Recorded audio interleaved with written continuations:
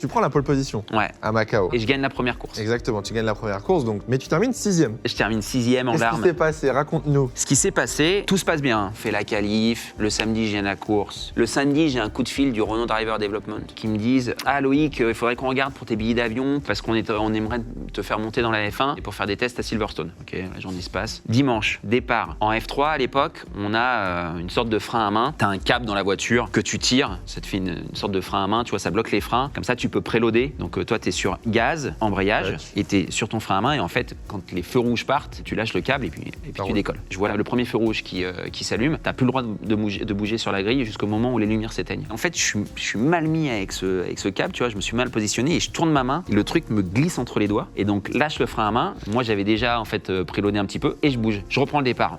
Hop, quand ça s'éteint, et là je pars, je prends mon départ, un tour, je dois mettre 4-5 secondes à Kubica qui est derrière, donc j'avais déjà ouvert le gap, et je me dis, putain, j'ai bougé, j'espère que c'est bon, j'espère que c'est bon. Et puis au bout de 2-3 tours, j'ai l'info, drive-through, voilà, pour le jump start. Ça pardonne pas, t'es un circuit en ville, la pit lane elle est super longue, donc je passe par la pit lane, je me retrouve au fond, et puis je remonte parce qu'on était hyper perfo, mais là je sors de la voiture et je me dis, merde, c'est fini, fin de carrière, je suis au fond du trou. Donc je suis en pleurs, j'ai Fred Vasseur qui me dit, Loïc, t'as fait un super truc, c'était cool et tout, mais toi qui me soutiens, tout le monde est là. Mais enfin voilà, pour moi, la fin du monde. Je retourne à l'hôtel, puis je me rappelle aussi, la veille, Renault qui m'avait appelé.